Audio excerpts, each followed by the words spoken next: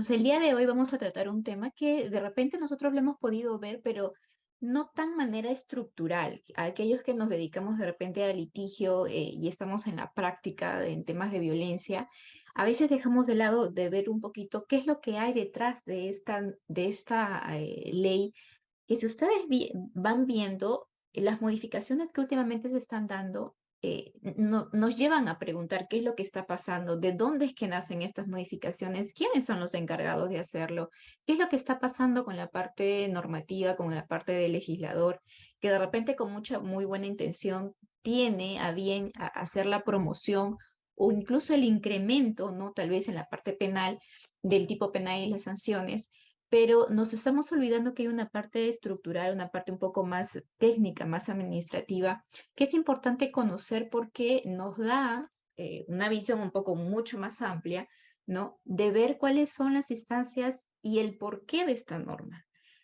Nosotros en otras sesiones hemos conversado de que siendo país parte, al haber firmado convenios internacionales, se nos obliga a nosotros a instaurar dentro de las políticas públicas de Estado esta promoción de la lucha contra la violencia contra la mujer y los integrantes del grupo familiar, pero con una mayor especial puntuación en este grupo que es vulnerable, que son las mujeres, ¿no? Se suma casi igual en la misma protección de esos bienes jurídicos, los niños, niños y adolescentes y aquellas personas que se encuentran dentro del rango de mayor vulnerabilidad en relación tal vez a los otros o demás integrantes del grupo familiar. Entonces, hay que entender que lo que nosotros vamos a detallar en este sistema nacional de esta política de prevención y lucha contra la violencia contra la mujer, creo yo, está todavía, al menos en el tema del objetivo y el tema de la finalidad, está tratando de insertarse en los tres niveles. Ustedes van a ver cómo es que estas políticas tienen que arraigarse. Si esto no llega a conocerse, si esto no llega a increstarse dentro de cada política, desde los órganos de gobierno mínimo, pues vamos a seguir viendo esta alza de casos de violencia. Antes de poder compartir con ustedes el material, entré un ratito a ver los índices y las estadísticas del Ministerio de la Mujer y, estimados colegas, o sea, del mes de enero a junio, que estamos a junio, porque el último reporte es en junio, solamente han bajado tres números en casos. O sea, tenemos 16.000, 14.000 llamadas, registros de violencia a través de la línea 100, eh, y sobrepasa de manera bastante llamativa y preocupante qué es lo que está ocurriendo, porque es que si tenemos todo un órgano y todo un sistema nacional de lucha de frente a esta problemática, es que todavía estamos viendo hechos de violencia bastante graves, bastante penosos, ¿no? Y que son cada vez un poco más crueles, ¿no? Ustedes van viendo, si antes solamente era el tema de las agresiones físicas, ahora viene el tema de la desfiguración, ahora viene el tema del feminicidio. Entonces, ¿qué es lo que está ocurriendo? Vamos a ver que finalmente, y ustedes en la parte introductoria, muchas gracias, River, por la descripción, siempre vamos a ver que hace falta un enfoque un poco más sistémico, ¿no? Vamos a tener probablemente muchas más modificaciones, muchas más novedades en el tema de la implementación y en tema de la ejecución de las medidas de protección.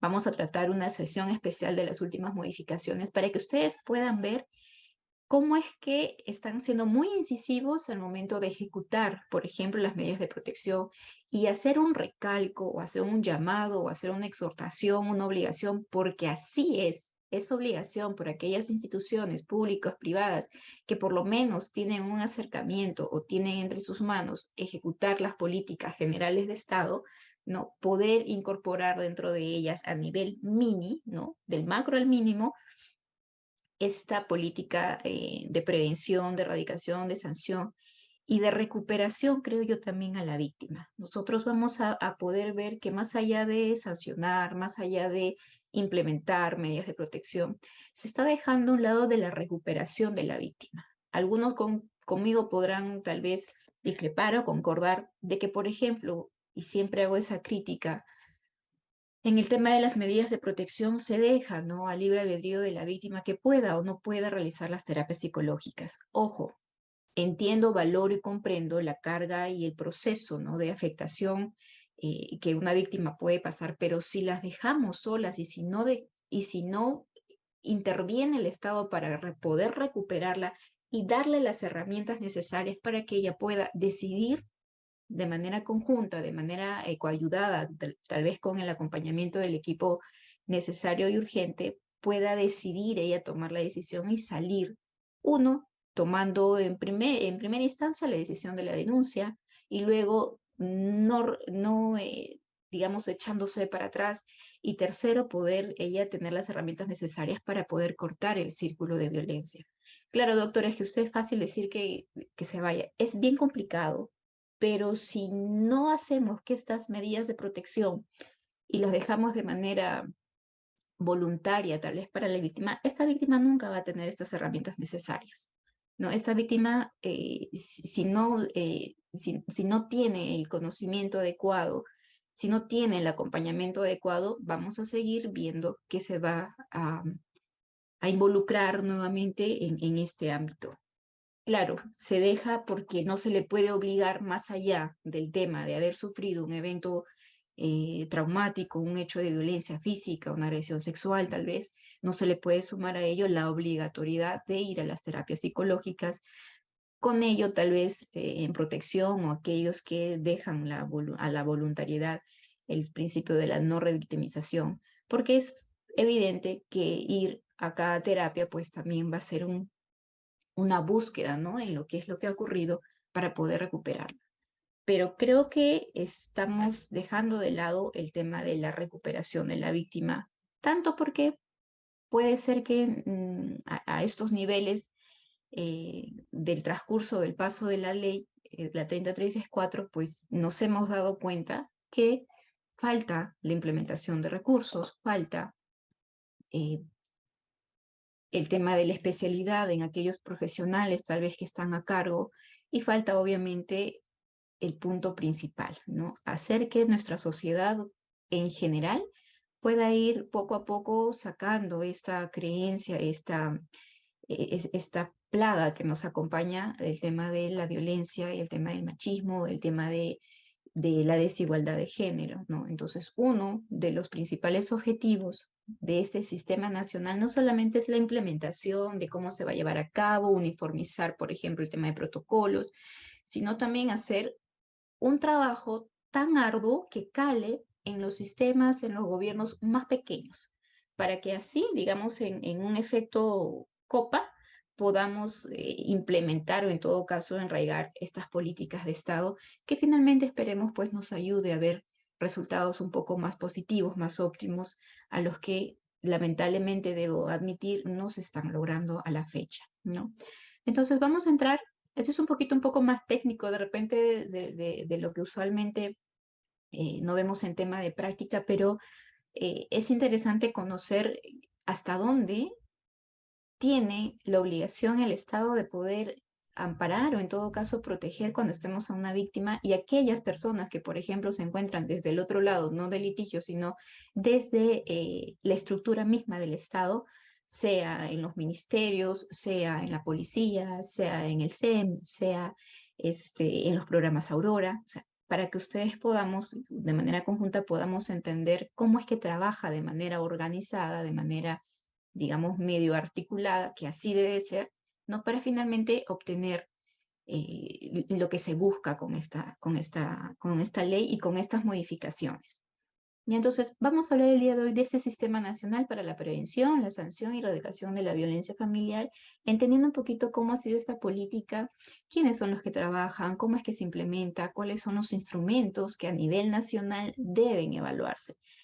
¿Por qué es necesario englobar este sistema o en todo caso, por qué se ha hecho necesario? ¿Sabes qué? Vamos a dar a todos los organismos que estén involucrados en la lucha contra este mal social, vamos a darles herramientas necesarias y homogéneas. Acá tal vez vamos a discrepar o vamos a pensar por qué en algunas localidades, en algunas ciudades, en algunas circunstancias, y en entornos sociales tal vez esta norma, esta ley no va a aplicarse de igual forma frente a otra realidad, frente a otro uso y costumbre incluso de la misma sociedad, ¿no? Entonces, ¿qué es lo que se pretende con este sistema nacional? Bueno, englobar a todos, compartir y comprometerlos a todos para que dentro de una de sus funciones, adicionalmente a las que pueden estar siendo elegidos, sean como objetivo primordial esta lucha. Este tema, si usted dice, doctora, ¿por qué tanto de violencia? ¿Por qué tanto de violencia? Porque estamos obligados a manera internacional también a hacer nuestras políticas internacionales de lucha contra la violencia contra la mujer. Entonces, todo viene, digamos, en escala. A nivel internacional se nos obliga como Estados partes para poder instaurar dentro de nuestras políticas internas esta lucha constante de lucha contra la violencia contra la mujer. Y así, de manera, digamos, disgregada, llegar hasta lo más mínimo de la sociedad, que es cambiar este raciocinio, estos patrones de conducta, tal vez estos comportamientos adoptados o costumbres, digamos, mal instauradas dentro del comportamiento de la sociedad, esperando tal vez con ello que pues se logre este ansiado cambio, en todo caso, esta reducción en estos hechos bastante trágicos que finalmente pues nos describen, creo yo, de manera general, de manera global, pues como una sociedad bastante violenta, bastante agresiva, porque de vista hacia afuera, o sea, a nivel internacional, todo lo que sucede dentro de Perú afecta así de manera positiva, negativa en todos los ámbitos y cómo es que otros países, en vista a nosotros, pueden para temas de inversión, para temas de seguridad, etcétera, siempre afectando en todo caso, tratando de que esos altos índices de violencia pues vayan disminuyendo, ¿no? Entonces, este sistema, para aquellos que les gusta un poquito más el tema de articulado, lo podemos, o nace en todo caso con esta ley, la 30364, ¿no? Específicamente en el título 4, que lo titula tal cual, ¿no? Sistema Nacional para la Prevención, Sanción y Erradicación de Violencia contra las Mujeres y los integrantes del grupo familiar. Y de manera más detallada ustedes pueden revisar o en todo caso el decreto que aprueba el reglamento de esta ley. Si ustedes van al artículo 97 en adelante, vamos a detallar cuáles son o cómo se compone este sistema, cuáles son las autoridades competentes, quiénes están obligados o en todo caso, cómo es que esta política va a ir desarrollándose. Es de manera tan global y tan general que dentro de este sistema no participa solamente el Ministerio de la Mujer, no. Debe participar, es obligación de todos y varios ministerios que los vamos a detallar para que de manera conjunta, articulada, pues puedan no implementar estas políticas. Entonces, en principio, ya tenemos el articulado, se encuentra o nace con esta ley, la 30364, y es debidamente reglamentada eh, en el decreto supremo, el 09/2016, obviamente con las últimas modificaciones siempre hay que tener, tal vez sería prudente, en todo caso ustedes vayan, porque van a haber modificaciones, o sea, definitivamente, hacer una línea de tiempo de todas las modificaciones que se vienen realizando a esta norma, siendo la última, lo que más resalta es en el tema de ejecución de medidas de protección, que incluye en todo caso un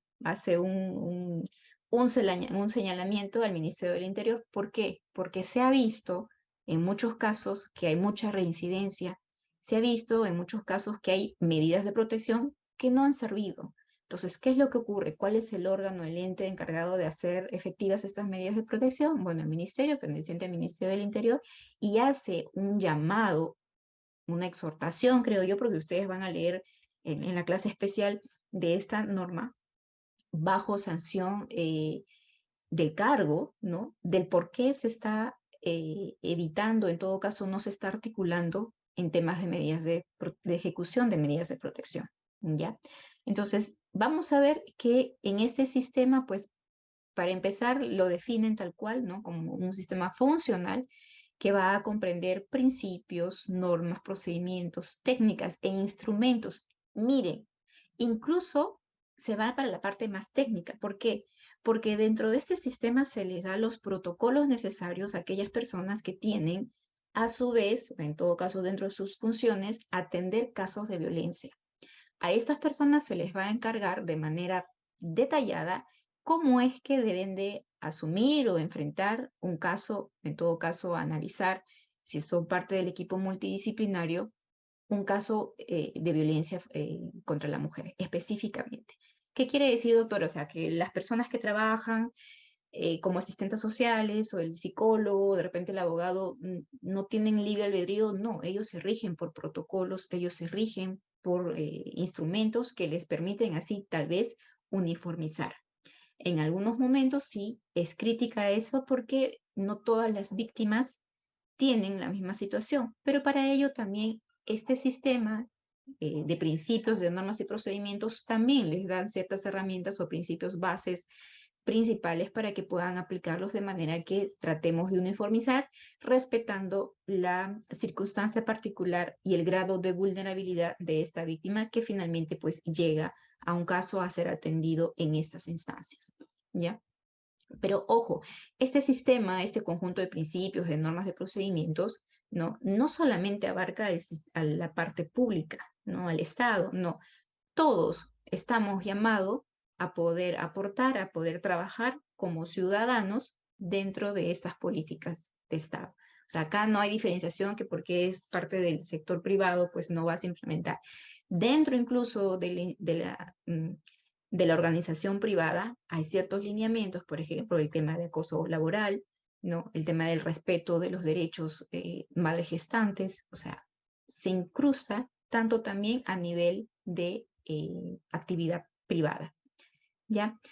Entonces, este conjunto de normas están orientados, ¿no? Para poder prevenir, atender, proteger y reparar aquellas personas que son víctimas de violencia con especial atención a los grupos vulnerables, que vamos a repetir, siempre recaen en todo caso en mujeres, niños y ancianos, ¿no?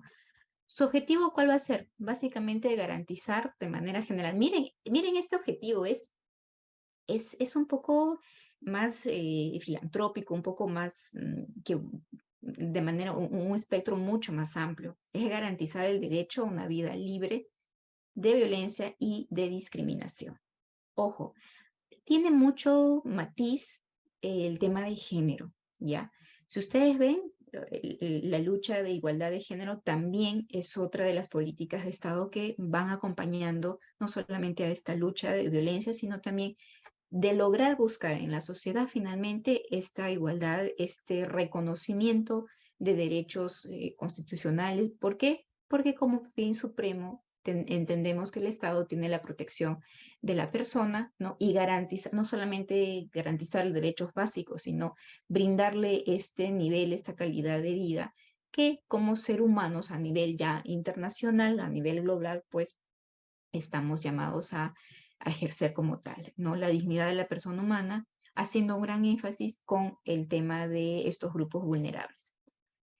Y para estos efectos, bueno, tiene la obligación, en todo caso están facultados para poder coordinar, planificar, organizar y ejecutar de manera articulada, ¿no? Todas las acciones del Estado que promuevan también la participación ciudadana. ¿Por qué? Porque si en la calle el día de hoy se evidencia un hecho de violencia, un hecho de agresiones a una mujer, ¿quién o de en qué porcentaje un ciudadano puede intervenir? ¿No? Dice, no, ese no es mi problema, lo dejo pasar. O no sé si ustedes han visto esos experimentos sociales en los que se ve una discusión y nadie dice nada, o sea, es mudo, ese es su problema, es su esposo, es su esposa, y entre esposos se arreglen, o es el hijo y los papás pues pueden decidir cómo educarlos y ahí que al niño los castiguen, ¿no?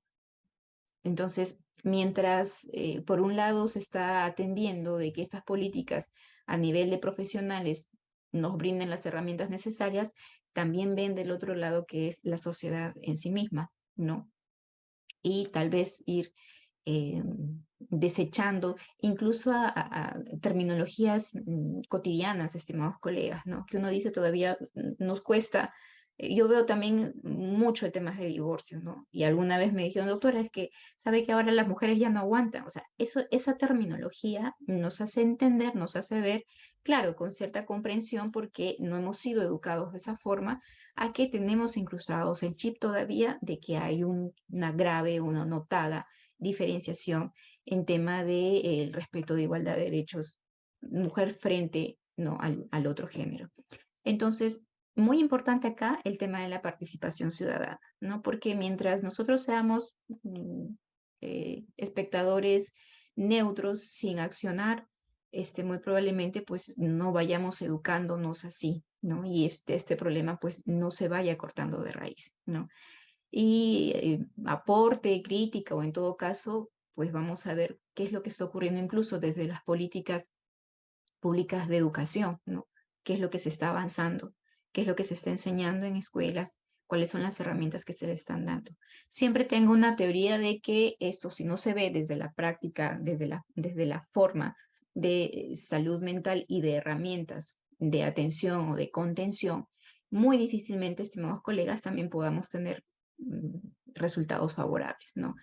Si empecé diciendo de que las víctimas no tienen herramienta, la sociedad peruana en general no contamos con herramientas necesarias para poder enfrentar procesos conflictivos con un nivel de resiliencia mayor y por lo general como seres humanos, como nos caracteriza, pues nos vamos por el lado de la reacción, de la impulsividad y aquellos que finalmente pues no tienen este control válido terminan llegando al tema de las agresiones físicas o psicológicas. Entonces, si no es de manera global, vamos a ver que por más sistema que tengamos bien organizado, bien estructurado, no, muy poco podamos ver en la realidad la disminución de estos índices, ¿no?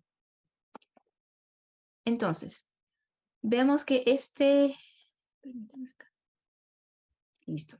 Los objetivos de este sistema, más o menos los vamos a ir detallando. He tratado de hacerles un resumen. Yo sé que es un poco técnico el día de hoy, pero hemos tratado de hacer un resumen para poder ver en el tiempo que vamos a compartir. Es muchísimo más amplio, es mucho más técnico, pero al menos las principales funciones, las principales actividades que nos ayuda a conocer este sistema para también nosotros así aplicarlos y saber dónde estamos parando cada vez que atendemos estos casos, ¿no? ¿Por qué? Porque hay desconocimiento, estimados colegas. Hay desconocimiento desde las personas que están dentro de estas instituciones.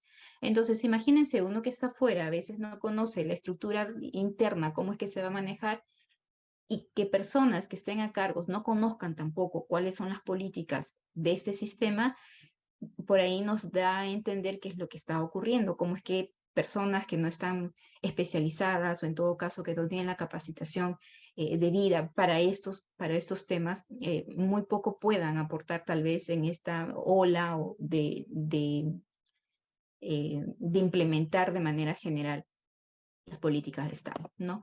Entonces, uno de los objetivos es implementar un sistema de atención integral, ¿no? De calidad, articulado y oportuno. Lo oportuno no va a llegar si es que no tenemos los recursos de la parte práctica, si hay un llamado de emergencia y el policía no cuenta con el permiso, en todo caso se encuentra con detenidos y siguen llamando que hay un hecho de violencia y están siendo agredidos dos niños o una mujer y el policía dice, bueno, me tienen que dar el permiso, ¿sabes qué? Que venga el otro patrullero. Si no tenemos esta logística de manera oportuna, pues muy poco vamos a poder atender ese caso, ¿no? Y siendo sinceros, aquellos que estamos viendo y somos en la práctica, tú haces una llamada de violencia o al CEN o a la comisaría y no van a llegar si no es en los 45, una hora, y eso que insistes, insistes, insistes, ¿no? Entonces, el desánimo de la víctima también viene ahí porque la atención, el cuidado, el resguardo no es oportuno. Y eso que no entramos a hablar ya de la formalización del proceso en sí a nivel de fiscalía, porque ustedes bien saben que después de emitidas las medidas de protección, pues hay que hacer el impulso necesario y en buena cuenta la investigación, la apertura de investigación por violencia física, psicológica, la que se determine finalmente, pues cuánto tiempo les demora. Yo no he visto una apertura de investigación. Las últimas modificaciones dicen que en el día se dan las medidas de protección y en el día se manda oficio a la comisaría y en el día tienen que aperturar o en todo caso derivar para que el representante del Ministerio Público actúe conforme a sus funciones. Yo no lo he visto. O sea, yo tengo procesos que me abren investigación de denuncias que han ocurrido hace 2 años. Entonces, ¿cuál es la atención oportuna? Ojo, discrepando, en todo caso diferenciando, mejor dicho, utilizando bien el término, diferenciando el sentido de esta norma. La 30364, ojo, es meramente de protección, pero eso no quiere decir que después de 2 años que te llegue tu apertura de investigación y que quieran tomarte la declaración o que a un niño quieran nuevamente tomar su declaración en cámara GESEL porque se olvidaron o porque no se pasó, no caigamos en una revictimización y no podamos darle de manera oportuna, ¿no?, la atención debida. Esto es para que este sistema va desde el pre, ¿no? La detección de los hechos. ¿Por qué pre? Porque se necesita estudiar qué es lo que pasa para recién hacer las modificaciones en la norma, ¿no? O sea, el legislador tiene que saber qué es lo que pasa en la realidad. Haber hecho una modificación obligando a los jueces que en el día tienen que emitir las medidas de protección es humanamente imposible, estimados colegas, humanamente imposible. Hace una semana conversaba con una magistrada, con una jueza, y me decía, doctora, yo tengo que sacar 42 medidas de protección para atender mi carga procesal, porque yo estaba un poco insistente, ¿no? 42 medidas de protección. ¿Y qué hago? Copy-paste, copy-paste, copy-paste, y esa no es la intención de la norma. Entonces, todo este sistema que parece muy estructurado, muy bonito, se contrapone de manera muy cruda a la realidad porque es imposible aplicar, ¿no? La doctora, dentro de sus 42, tendrá que elegir las tres más urgentes, pues, ¿no? Las que haya resultado con lesiones muchísimo, muy graves, ¿no? O de repente, para su mala suerte, sean mediáticos, ¿no? Entonces, miren que si no se articula o si no se conoce la realidad, muy poco, muy sistema bien articulado que exista, va a poder funcionar, ¿no? Entonces, este sistema debe de permitir la detección de violencia, mujer y los integrantes del grupo familiar y el cese de las diversas manifestaciones de violencia, la protección, el apoyo a la víctima para su recuperación y también la sanción y la reeducación a aquellos que son agresoras, ¿no? Otro tema, el tema del cumplimiento de las medidas de protección y de este llamado o este considerando que ustedes ven que si no se da cumplimiento a las medidas de protección, pues va a ser denunciado por delito de desobediencia, ¿no? ¿Cuántas veces he tenido, y creo que acá también varios de los participantes pueden ser miembros de la policía y me hacen consultas al interno y me dicen, doctora, ha vuelto a incurrir en un hecho de violencia, pero nunca lo notificó. Y si lo detengo, no estás deteniéndolo por las primeras medidas de protección. Puede ser por flagrancia, tal vez, pero si tú lo detienes cuando no lo has notificado, tengan cuidado con ello. Y los policías se ganan procesos administrativos sancionadores por abuso de autoridad, porque no lo puede detener por desobediencia. Entonces, es un círculo que ahí se hace el intento. Yo espero que la verdad que nos ayude a nosotros a poder ir avanzando, a ser un poco más positivos, pero también hay que aterrizar en la realidad y ver y dar en el clavo. Creo que hasta ahorita no estamos entendiendo qué es lo que pasa para que tantos cuerpo legal, que es muchísimo, no nos ayude, ¿no? Otro de los objetivos también es desarrollar acciones orientadas a cambiar los patrones socioculturales que reproducen relaciones desiguales de poder y diferenciadas jerárquicamente, y esto a nivel histórico, ¿no? O sea, creo que eso es lo más difícil, cambiar el chip, cambiar el patrón, cambiar estas mal costumbres adoptadas, porque es de generación en generación, ¿no? Ahora yo a mis 37 sigo escuchando de, por ejemplo, algunos comentarios machistas y tratar de pasar eso o filtrar es un poco complicado porque te has educado en una sociedad así. Entonces, ese es uno de los puntos que nos toca como sociedad de manera conjunta poder atender, ¿no? Entonces, ¿cómo se debería de lograr esas acciones? Pues con las medidas necesarias para poder lograr una sociedad igualitaria, ¿no? Garantizando el respeto de la dignidad humana y el derecho a a una vida libre de violencia y removiéndose también los obstáculos que impiden el ejercicio pleno del derecho a la igualdad, ¿no? Si ustedes ven, siempre va matizado, no solamente de lucha contra la violencia, sino también esa igualdad de género, de reconocerle finalmente a este grupo vulnerable que son las mujeres, ¿no? El reconocimiento y la valía que por muchos años y de manera histórica pues se ha visto afectado. Otro de los objetivos es hacer el seguimiento y monitoreo de las políticas, planes, programas y acciones multisectoriales orientadas a la prevención de la violencia contra las mujeres. Claro, porque si es como prueba y error, a ver, voy a modificar eso, ¿cómo me resulta? ¿No? Lamentablemente que, aunque suene feo y crudo, estimados colegas, en esta prueba y error, pues siguen habiendo más índices de violencia, siguen habiendo más índices de feminicidio, ¿no?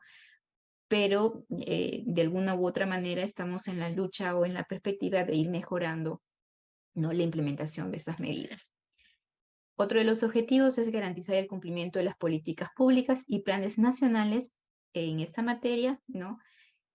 Este garantizar de estas políticas públicas, pues bueno, ¿qué es lo que están haciendo? Vamos a hacer que aquellas personas que tienen, digamos, medianamente el poder de ejecutarlas, valgan, siendo sinceros, acá hablamos de autoridades básicamente, no, se les hace como un llamado, ok, ok, gobernador, ok, alcalde, regidor, vas a adoptar este cargo, pero ojo, dentro de tus funciones se les añade una función más adicional que dentro de las otras, sin perder importancia, no es la primordial de esta lucha, ¿no? Entonces, este alcalde, este regidor, esta autoridad deberá trabajar con su pliego de pedidos, adicionando también como cabeza en su accionar, pues esta política de prevención, ¿no?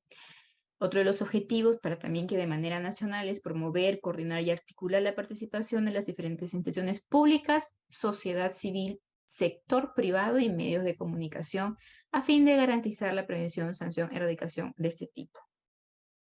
Ya, se ha ido avanzando, chévere, estamos en los 3 niveles de gobierno, está avanzándose, hay mucha promoción. El Ministerio de la Mujer invierte muchísimo en campañas publicitarias, pero nos estamos olvidando de algo importante. ¿Qué es lo que más llega a la población? Los medios de comunicación. Ahí podremos decir, sí, doctora, pero está chocando usted con el derecho a la libertad de prensa, a la libertad de expresión. Estimados colegas, el contenido del 95% de los programas a nivel nacional de televisión nacional están plagados de contenido agresivo, no solamente contra la mujer, o sea, en general es un contenido poco valioso. Entonces, ¿qué es lo que ocurre? Obviamente, y ahí viene temas de política, de cómo regular. Eso no se va a poder regular porque tenemos el otro tema de derechos fundamentales y de expresiones y libertad de expresión. Todo ello contrapone un poco, ¿no? Pero es sorprendente que al día de hoy usted de repente tienen la oportunidad de estar en un lugar público y dentro de las mismas instituciones públicas, programas de televisión cargados de bastante violencia, cargados de, eh, sin respetar los horarios para menores de edad. Entonces, eh, tenemos que atender lo que es inmediato a la población, ¿no? Y obviamente cuesta porque si ustedes les dicen, oiga, si tienes la libertad de elegir, pues nuestro libre albedrío no va a elegir programas culturales, no va a elegir programas de menos contenido dañino, ¿no? Entonces vemos que seguimos dando el círculo en que el problema no son las normas, sino cómo tratar y cómo hacer que esta sociedad vaya entendiendo, ¿no? Ejemplos hay muchos, ¿no? Creo que a nivel de programas de entretenimiento, ahora con redes sociales, es mucho más delicado escuchar el contenido de aquellas personas que utilizando una pantalla pues pueden libremente opinar, atentar contra la dignidad de las personas, ¿no? Entonces, miren, les había indicado esto no solamente es sector público, ¿no? No solamente son los ministerios, no solamente son las comisarías, es sector privado, ¿no? Es medios de comunicación. Entonces, ¿cuál es el compromiso? En todo caso, ¿cuál es la parte social como responsabilidad de este sector privado de aportar, ¿no?, al respeto o a la implementación de estas políticas? Es una crítica en general, estimados colegas, ¿no? O sea, para ver nuestra realidad y saber sobre qué trabajamos, ¿no? Y si en algún momento nos toca poder estar de ese lado dentro de algunas instituciones, pues saber cuál va a ser también nuestra participación, porque como sociedad también estamos llamados, como abogados estamos llamados. como abogados que ejercemos la profesión estamos llamados, ¿no? Incluso entre nosotros mismos, algo que siempre me sorprende mucho, que hasta el día de hoy, en pasillos en juzgado, me sigo encontrando, no sé si por lo que uno es dama o sé por qué es la contraparte, pero personas o colegas que no te responden el saludo. O sea, desde detalles como esos nos da a entender que nos falta mucho, muchísimo por avanzar. Les había mencionado que de manera general, como hay que respetar ciertas circunstancias y ciertas realidades de estas víctimas, no, se nos da o se nos implementa principios rectores que nos ayudarían en todo caso a poder aplicar estos lineamientos, ¿no? O ser parte de este sistema de manera que nos alineemos con el objetivo, con los objetivos principales, ¿no?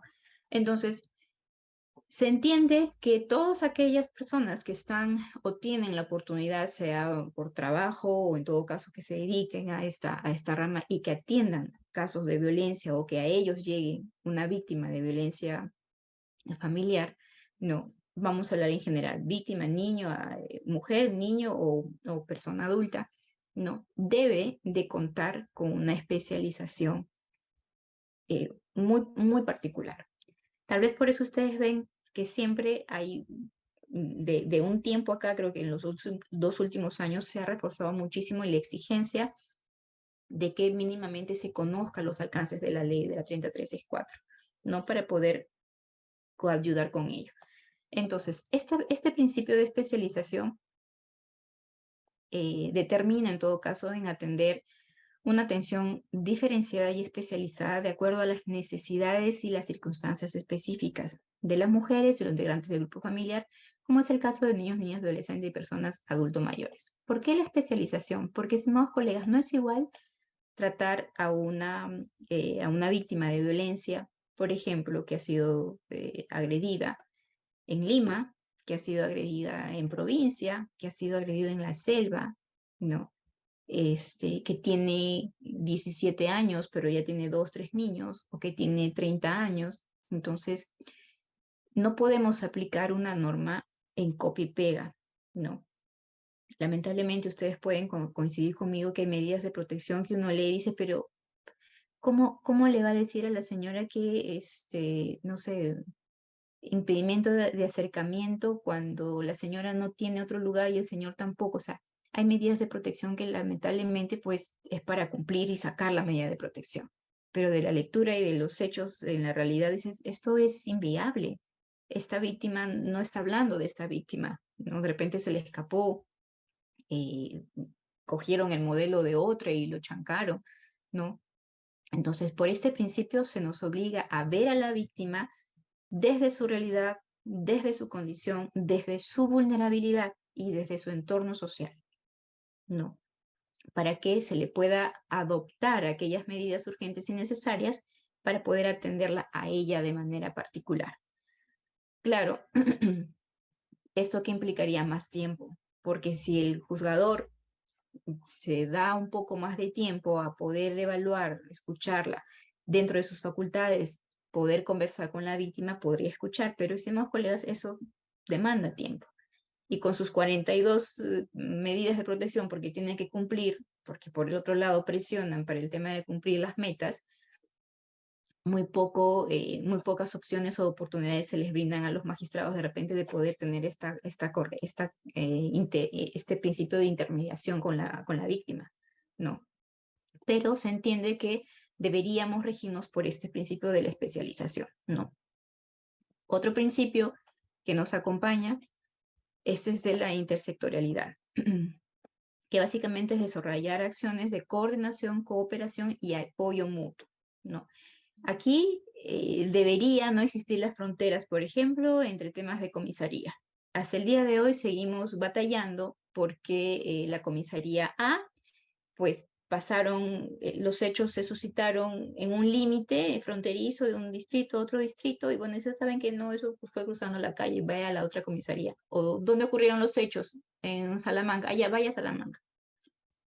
Esa no es la intención de la norma. Se entiende que por estos principios no hay una coordinación efectiva y una cooperación bastante activa y de apoyo mutuo en forma continua articulada entre todas las instituciones en los 3 niveles de gobierno, ¿no? Que conforman este sistema nacional para la prevención y atención de los hechos de violencia. La participación ciudadana, esto nos llama como responsabilidad integral de la sociedad civil, ¿no? Incluidos, entre otros, sector empresarial, asociaciones no gubernamentales, organizaciones sociales, medios de comunicación, ¿no? En esta lucha de la prevención y la erradicación de la violencia. Y cómo, o sea, cómo podemos participar, cómo podemos hacer saber, ¿no? A la ciudadanía que también puede coayudar de manera positiva en estos hechos, ¿no? Es que, estimados colegas, ¿qué nos impide? ¿No les ha ocurrido, no les pasa? Y eso es de conocimiento, que hay ciertas víctimas que cuando tú ayudas, dices, no, no te metas, este es mi problema, ¿no? Y se cierran. A veces uno dice, oye, yo estaba yendo a ayudar, o en algunos de los casos también sales agredido, porque por más ayudar, la otra persona, pues lamentablemente también va a ir contra ti. Entonces, ¿cómo hacemos partícipe? ¿Cómo ayudamos? Creo que desde este ámbito nos ayuda en todo caso a ser un poco más didácticos, un poco más de enseñanza, ¿no? A nivel, desde los lugares donde podamos participar. Creo que más esta participación por el momento viene de, ¿sabes qué? Poner en conocimiento, saber que podemos hacer denuncias y que más adelante pues no vamos a tomar represalias y que más adelante, ojo, en las últimas modificaciones también que se ha precisado, se ha hablado sobre las denuncias anónimas, ¿no? Que no se le va a exigir a aquella persona que denuncia poder dar sus detalles, sus datos y todos los demás. Eso ya ocurre, por ejemplo, la participación ciudadana, tú a través de la línea 100 podrías hacer una denuncia si presencias hechos de violencia, ¿no? Eso es participar. O sea, ¿cómo yo aporto? Si llamo y al final eso no va a ocurrir, o de repente la ayuda no es inmediata, o me dicen, pero ¿dónde está? Pero tienes que identificarte, ¿no? Entonces todavía este tema de participación creo que ya va un poco más en toda a la educación, a fomentar, ¿no? Esta ley, y fomentar también que somos parte del cambio, como mm, creo que siempre es esa premisa, ¿no? Seamos parte del cambio desde el lugar en el cual nos toca trabajar, por el momento. Y no menos importante, viendo ser ese tal vez uno de los principios que en todos los estadios, en todos los niveles de gobierno, en toda decisión, en todo que afecte a un niño, siempre tiene que primar el interés superior del niño, niña y adolescente. No, se conjuga, en todo caso, debería convertirse también a la par en uno de los pilares o los principios rectores a nivel supra. Es así, ¿no? En relación a este principio, el Estado peruano, como Estado parte de convenios internacionales, se le llama siempre lo digo así, se le llama la doble diligencia. ¿Qué quiere decir? Si tienes que ser diligente para temas de violencia, con mucha más razón tienes que ser doblemente diligente cuando adoptes medidas, normas, procedimientos que tengan que afectar o que vean que vayan a afectar en la vida de un niño, una niña, de un adolescente. No. Entonces, todas aquellas normas, procedimientos o lo que vaya a adaptar como autoridad debe tener como principio rector también de la protección del interés del niño, niña y adolescente, ¿no? Y el principio territorial, este es un principio que engloba un poco más, no tanto es de manera geográfica, sino que dice, ok, vamos a aprovechar que de manera geográfica en esta realidad podemos tener recursos, podemos tener incluso contenido cultural, ¿no? Para poder aplicar en esa circunstancia, en esa situación, ¿no? Si bien es cierto, la ley se aplica a nivel nacional, en el territorio nacional, ¿no? Debemos de proteger, o en todo caso debemos de entender que todas las realidades en nuestro país son distintas. O sea, somos un país multicultural y amerita que esta norma o que este sistema vaya adecuándose, aprovechando lo que se tiene en esa zona. Brindarle las herramientas necesarias de acuerdo a su realidad para que estas autoridades puedan aprovechar de ello e implementar estas políticas de Estado, ¿no? En ese sentido, por ejemplo, En este proceso se busca el desarrollo para su territorio de forma concertada con las poblaciones y las autoridades públicas a nivel local, regional y nacional, ¿no? Que ejerzan competencia en el territorio. Cabe indicar que la elección del principio de territorialidad depende de la importancia de los recursos locales, lo que les indicaba, ¿no? ¿Qué es lo que hay dentro de de este espacio que pertenece a la provincia tal? ¿Qué recursos yo tengo en este espacio de esta región o de este distrito que me permitirían a mí poder aprovechar para poder impulsar estas políticas, ¿no? Así también tú recopilas información, te das cuenta de que a nivel global a veces no vas a poder aplicar, pero aprovechas factores endógenos, ¿no? Que te podían ayudar a ti a poder adaptar esta norma a esta realidad de manera específica. Para ello nos va a ayudar también que, para ver el tema de los recursos, para ver que si tú eres una autoridad, oye, ¿sabes qué? Toco puerta, esta es mi realidad, yo necesito esto para que también puedan participar en temas de presupuesto, en temas de pedir un adicional, ¿sabes qué? Hay que hacer este centro de emergencia. En esta comisaría se puede implementar un centro de emergencia mujer, dependiendo de la población. No hay hogares, algo que somos muy eficientes en el tema de los hogares refugio, no hay, se pueden implementar, no se pueden implementar, tenemos los recursos, tenemos el personal o no tenemos el personal. Entonces, este principio nos ayuda a ver cada espacio, cada situación, cada realidad de manera un poco más concreta para aterrizar y poder ver qué políticas podemos aplicar conociendo ya ¿no? Una determinada realidad. Ahora sí, a ver, ¿cómo se compone este sistema? Este sistema es, en principio vamos a tratar de ir definiendo cada uno de estos órganos que lo conforman así, ¿no?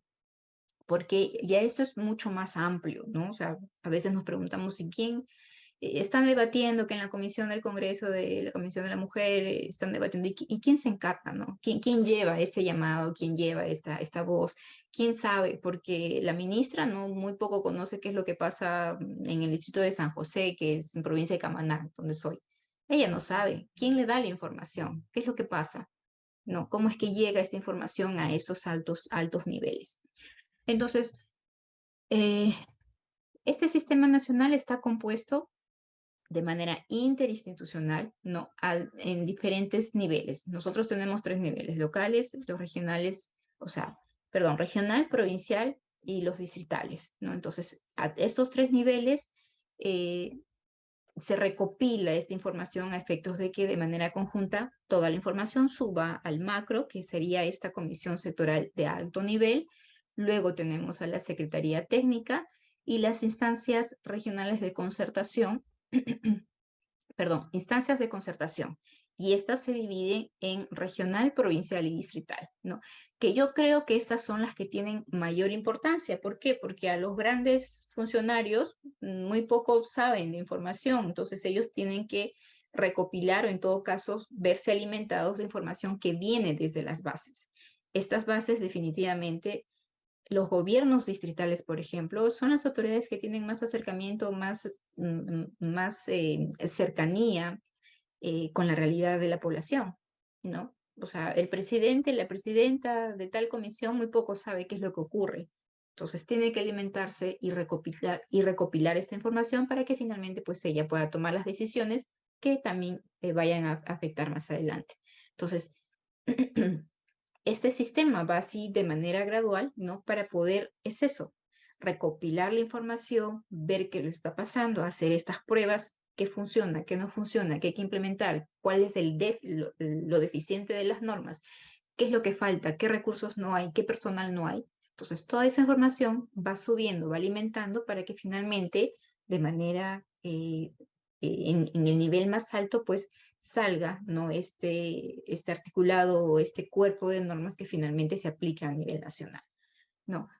Entonces, si hacemos un organigrama, permítame un segundito, por favor, que estoy con la garganta. ¿Me dan un minutito, por favor? Solamente me acerco el vasito de agua. Un minutito, por favor. No hay problema, doctora. Podemos hacer algunas pausas, no se preocupe. Sí, la doctora ahorita nuevamente regresa. Estimados participantes, me confirman, ¿se logra escuchar? ¿Sí? Todo está clarísimo, ¿correcto? Algunos participantes quizá tengan algunas fallas técnicas de su internet, pueden hacerlo a través de Facebook, seguir, ¿sí?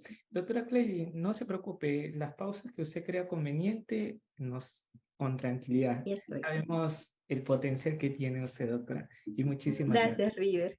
Para servirle. Gracias, sino que entre consultas y diligencias, igual la garganta ya. Pero ahí estamos. Vamos a ir avanzando. Listo, seguimos. Entonces, este sistema está compuesto, estos son vamos a llamarlo tres, porque es comisión, la secretaría y las instancias de concertación, ¿ya? Nada más que las instancias de concertación se dividen en los tres niveles que hemos precisado, regional, provincial y distrital.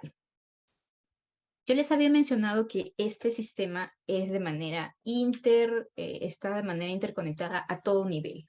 ¿Qué quiere decir? Que si ustedes ven en esta relación de todos los ministerios que están involucrados en poder aplicar, implementar esta política de Estado de lucha contra la violencia, miren cuántos están de los de los ministerios involucrados. Es que es todo tiene que estar articulado porque efecto mariposa, lo que sucede acá va a impactar y viceversa. Entonces, miren, no solamente está el Ministerio de la Mujer, Ministerio del Interior, Ministerio de Justicia, Ministerio de Educación, Salud, Desarrollo e Inclusión Social, Trabajo y Promoción de Empleo, Cultura, Defensa, Poder Judicial, Ministerio Público y obviamente la Defensoría del Pueblo. O sea, es todo un articulado de ministerios que están en la obligación o en todo caso trabajando día a día para poder implementar. No. Y esto es, o sea, a veces nosotros vemos nada más la 30364, pues la ley y medidas de protección y ahí vamos aprendiendo, pero en realidad, estimados colegas, es el trabajo que hay detrás. Ahora ya hemos visto las deficiencias, el trabajo que hay detrás de todo este sistema es bastante em, hay que reconocerlo también, porque muchas personas que pueden estar trabajando del otro lado, haciendo los informes, solicitando, aplicando las políticas, viendo si funciona o no funciona, recopilando información, hasta las mismas personas que se encargan, por ejemplo, del último censo que tuvimos, de ahí se ha sacado información en temas de violencia, ustedes no saben cuánto. La Defensoría del Pueblo igual. O sea, todos manejan, como dicen, de manera articulada y como hormiguitas para poder ir contra esta lucha porque lamentablemente es uno eh, de o sea, de los estigmas, de los problemas sociales muy marcados aquí, a menos Latinoamérica, Perú. Entonces, esto vista, por ejemplo, a los objetivos a nivel mundial, estamos bastante atrasados, ¿no? Entonces, mm, quedamos siempre relegados en puestas, en políticas, y nos llevamos siempre los primeros puestos en casos gravísimos de atentados contra la vida, contra la dignidad humana, en especial contra las mujeres, niños y adolescentes. Entonces, no solamente esto va, oye, ¿sabes qué? Hay que verlo como, bueno, como una política, no, es a nivel internacional, cómo nos estamos viendo Perú frente a esta lucha que es a nivel nacional el tema de igualdad y la lucha contra la violencia, ¿no? Entonces, como país, también nos jalan la oreja a ver tu Perú cómo te estás comportando, qué es lo que estás haciendo, porque a nivel internacional también pues necesitamos tener cierto, al menos ir avanzando en otros aspectos si estamos aplacados en el resto, ¿no? Entonces, es una llamada de atención, oye, ¿sabes qué? A todo tu organismo vamos a ponerlos a trabajar en esta meta, en esta política, ¿no? Que nos viene de afuera. O sea, ya somos parte de los convenios que nos obligan así a hacerlo. Entonces, miren ustedes todos los ministerios que intervienen en este sistema, ¿ya?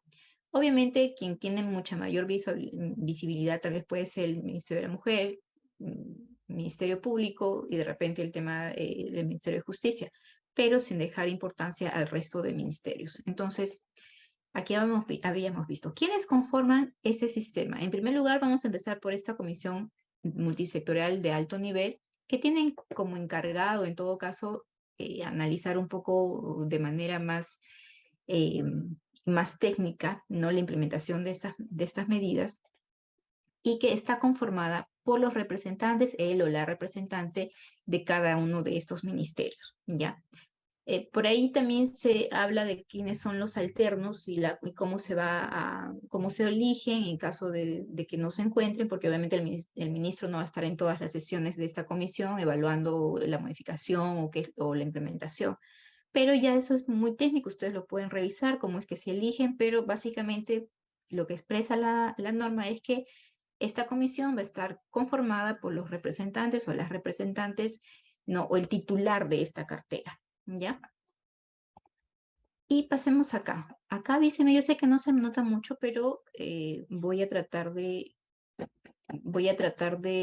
ampliarlo para que ustedes vean cómo es que se organiza en todo caso, ¿no? Y puedan verlo. Por un lado, estamos viendo,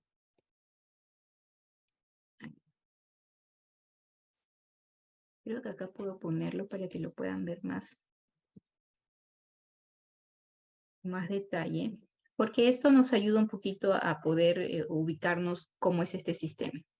Entonces, este sistema estamos viendo, está conformado por esta comisión de alto nivel, la Secretaría Técnica y estas instancias de concertación que hemos visto son regionales, provinciales y distritales. En esta comisión de alto nivel, si ustedes pueden ver, están todos los ministerios que hemos detallado. O sea, ¿por qué? Porque como principio rector es el tema de la interinstitucionalidad, ¿no? Y la aplicación de manera interconectada a todo nivel, ¿no? Instituciones públicas, estamos ahí con la presencia de todos los ministerios, ¿no? Y representados por sus titulares conforman esta comisión de alto nivel. Luego viene la Secretaría Técnica, ¿no? Y las instancias de concertación. Luego, este sistema, ok, ya sabemos quiénes son las personas que van a trabajar o quiénes están formando parte, pero en base a qué o para qué o cómo es que van a trabajar. Entonces, la norma ha establecido cuáles son esos instrumentos, permítame, los instrumentos y los mecanismos de articulación. Ya, a ver si se ve.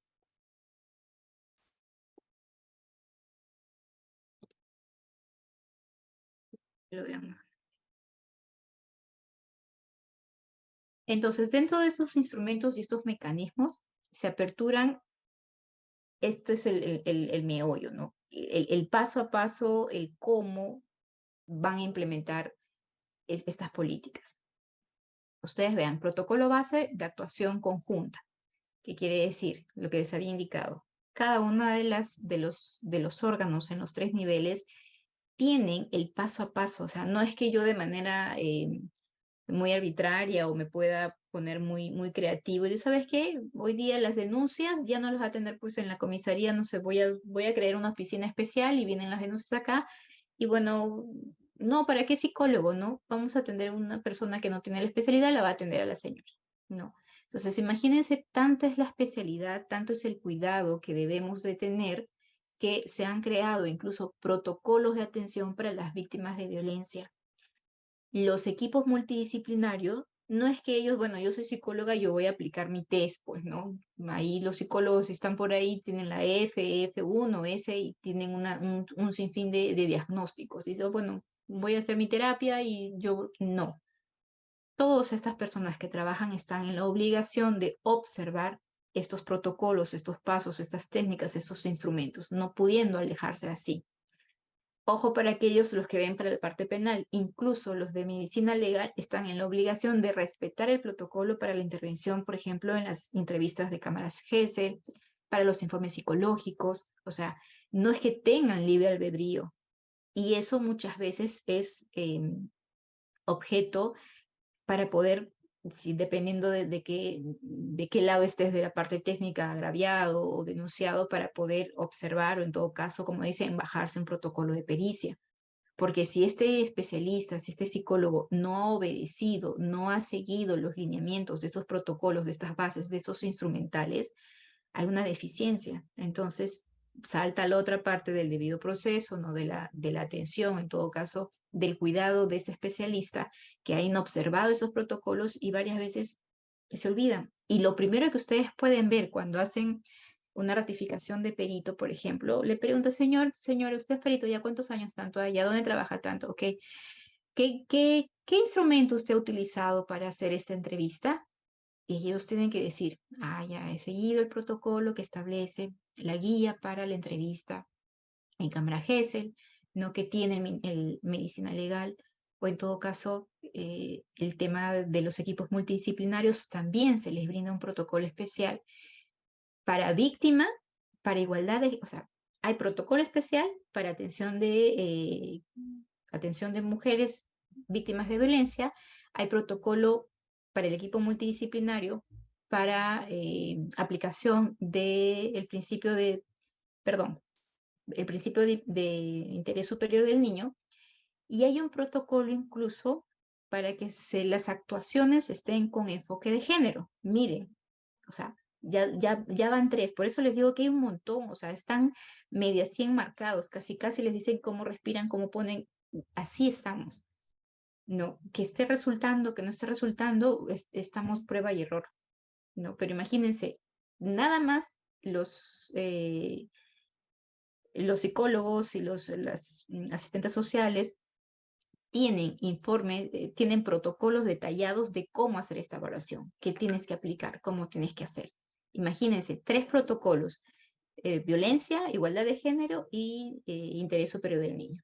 Entonces, vamos entendiendo cómo es o de dónde en todo caso salen este tipo de protocolos, ¿no? O quién de manera conjunta con la información necesaria pues ha brindado esta información para que estos salgan a la luz y finalmente pues sean llevados a la práctica, ¿no?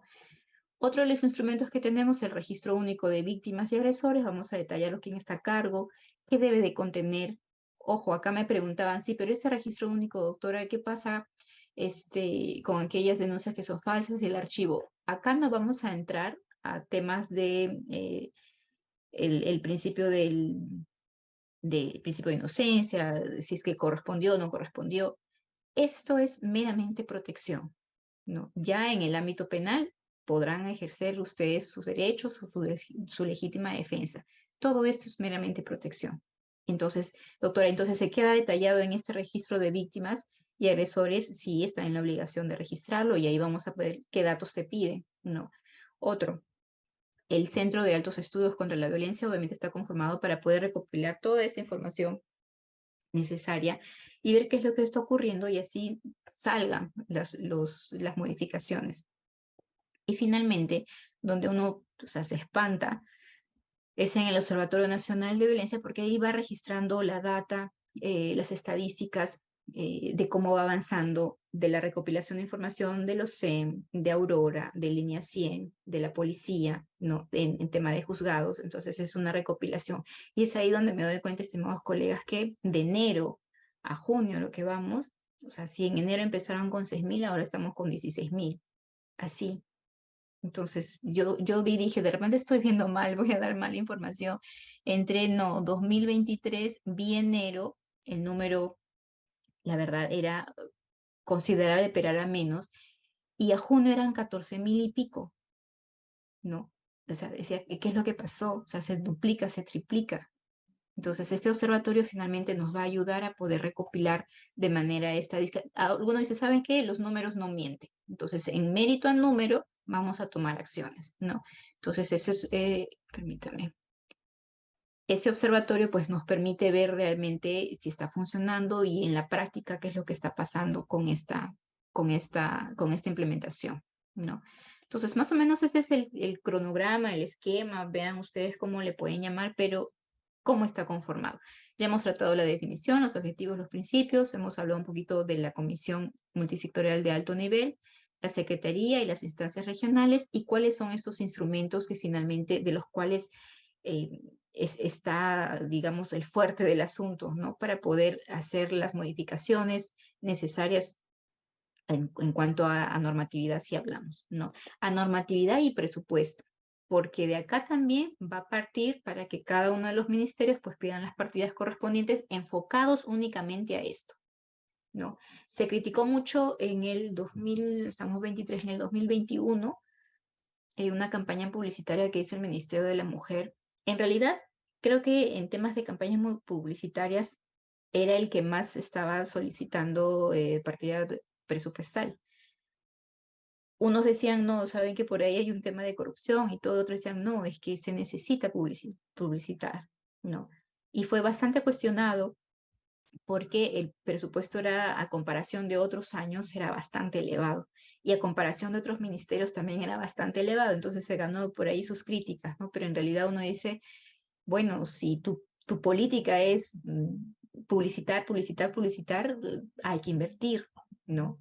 Ya no entramos a detallar si es que los que concursaron y los postores, bueno, cumplieron o no cumplieron, o estaba de por medio ahí el tema de los medios de comunicación, pero sí hubo una crítica bastante fuerte al ministerio por, digamos, el alto presupuesto que estaban requiriendo para este tema, ¿no? Entonces,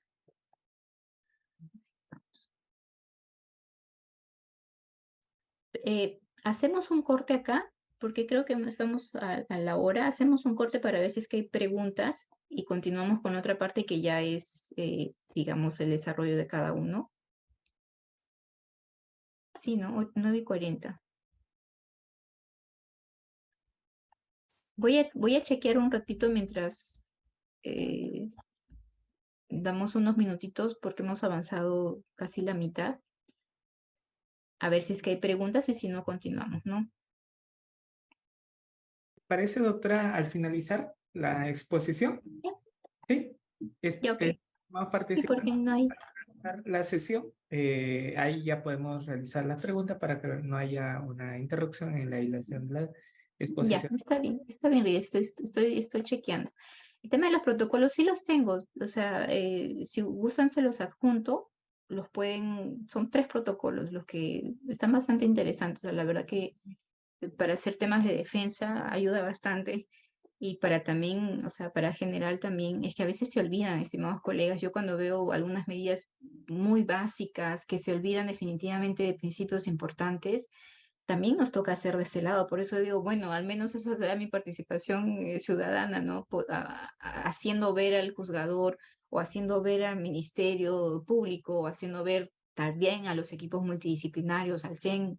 Yo he quejado al CEN un montón de veces, o sea, porque nos toca, o sea, nos toca si realmente estamos en la lucha contra contra esta problemática tan lamentable, nos toca evidenciar cuáles son las deficiencias, ¿no?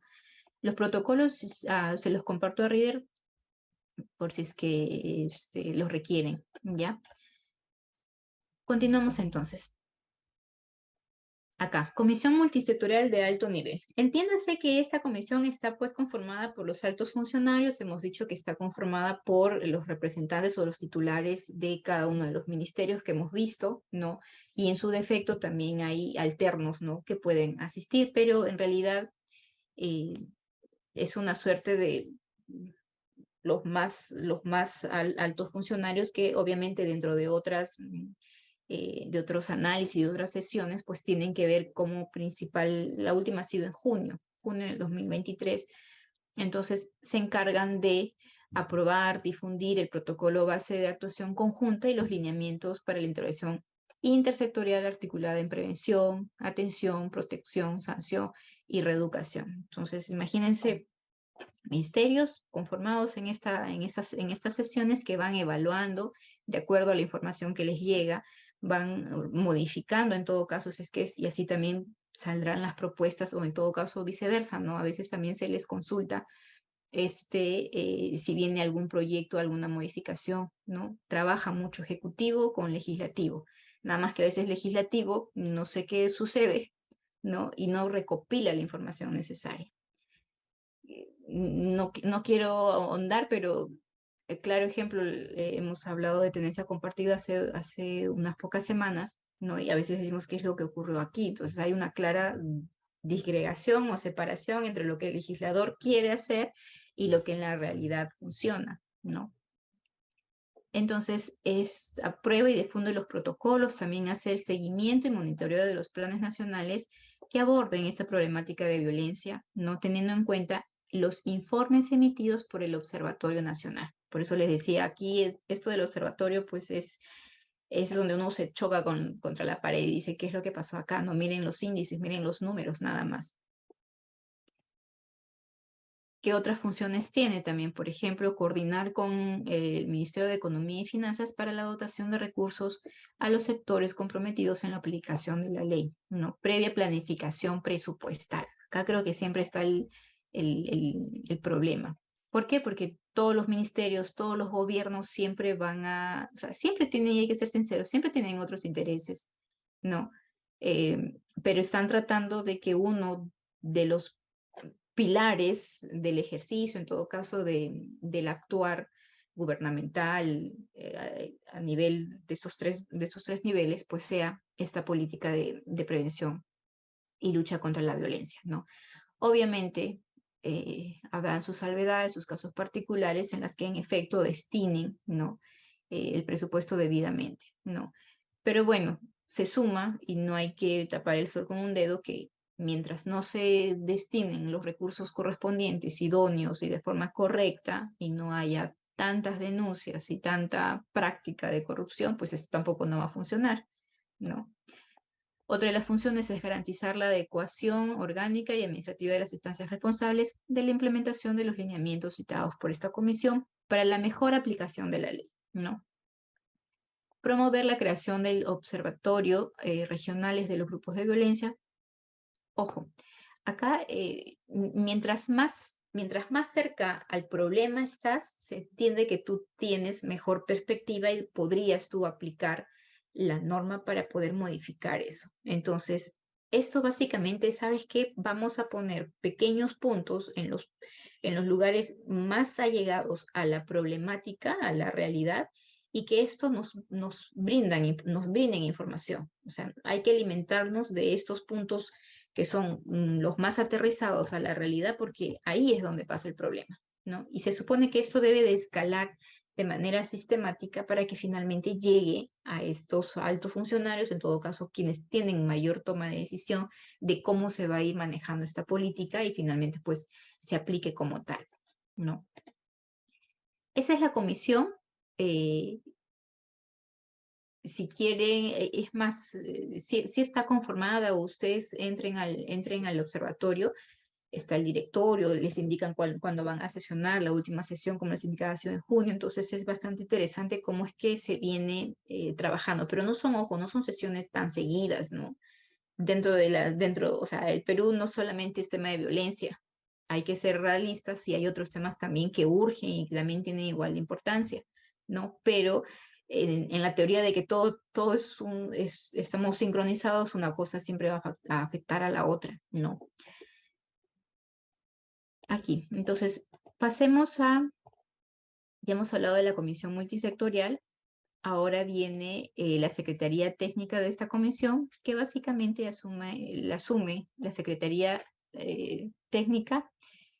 Está más encargada de esta coordinación, ¿no? De proponer a la comisión las políticas, los planes, los programas, los proyectos para su aprobación, así también como realizar el seguimiento y evaluación de la ejecución de estas acciones aprobadas a nivel nacional, ¿no?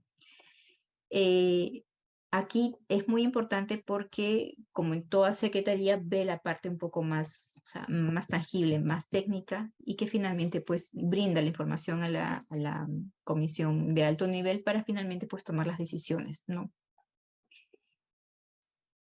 Y acá les había indicado que, a mi parecer, sin restarle importancia, pero es de donde viene la información, pues estas instancias de concertación son las que realmente necesitan la mayor atención, necesitan tal vez el mayor presupuesto y necesitan también la mayor formación, porque también si la información sube errada o llega errada o llega de repente tergiversada o no es cierta, muy poco vamos a poder modificarla. Entonces, a estas personas que están encargadas desde la base, hay que saber cómo es que están manejando, si es que están capacitadas, si es que están preparadas, si es que están con el ánimo siquiera de implementar estas políticas o no, ¿no?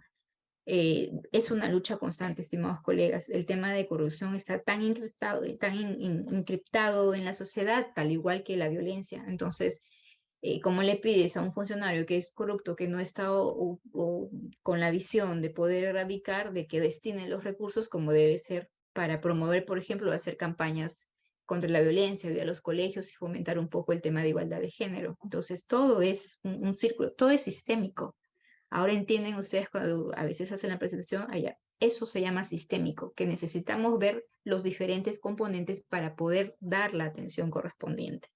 No, el sistémico ve eso, el sistémico ve todo en conjunto, porque una parte va a afectar a la otra, una parte afecta al todo y viceversa. Entonces, si el todo, sus partes no están conectadas, si hay una parte que está deficiente, el todo no va a funcionar. Entonces, esta es, digamos, y en el derecho de familia también estamos tratando de que sea visto así, de manera un poco más sistémica, de manera conjunta. Cada parte integrante es importante para el todo. Entonces, si vamos a olvidarnos de los demás problemas, también no vamos a poder solucionar, ¿no? Entonces, estas instancias de concertación, que son parte integrante de este sistema, ¿no? Buscan, en todo caso, son quienes constituyen un mecanismo de coordinación y articulación intersectorial, intergubernamental e interinstitucional. Pero lo más importante es porque es a nivel regional, provincial y distrital, según corresponda, ¿no? Y van a contribuir a la elaboración, la implementación y el seguimiento y la evaluación de estas políticas, de estos planes, de estos programas, de estos servicios públicos de prevención en atención a los hechos de violencia o en todo caso prevenir y atender los mismos, ¿no? Entonces, lo importante de esto es que son finalmente los que ven de manera un poco más cercana la problemática de los hechos de violencia a nivel o sea, en general, ellos son los que van a filtrar o en todo caso a dar la información correcta y por tanto es necesario también brindarle las herramientas y el presupuesto necesario, ¿no?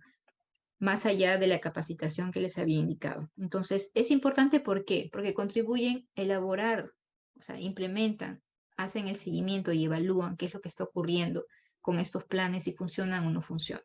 Entonces, creo que yo, si bien la comisión como la secretaría son muy importantes porque de ellos finalmente se aprueban los lineamientos o se aprueban las políticas, estas tres instancias pues no deben dejar de ser vistas, ¿no? Y atendidas. Entonces, en líneas generales, proponen esos instrumentos de gestión para la participación en estos proyectos, ¿no? Proponen también o promueven la adopción de las políticas, de planes, programas y acciones, ¿no? Y presupuestos específicos para esta prevención y la atención de hechos de violencia. Promueven también el cumplimiento del protocolo base, ¿no? ¿Cuál es este protocolo base? Es lo que va a ir finalmente, ¿saben qué? Eh, Funcionarios, autoridades, ciudadanía en común, vamos a trabajar sobre esto. El tema de violencia lo vamos a tratar de esta forma. Los informes requieren estas características. De esta realidad requiero que me envíes tal información, ¿no? Entonces, siempre trabajando con este instrumento que es de los más importantes, ¿no? O el único en todo caso, porque es generalizado.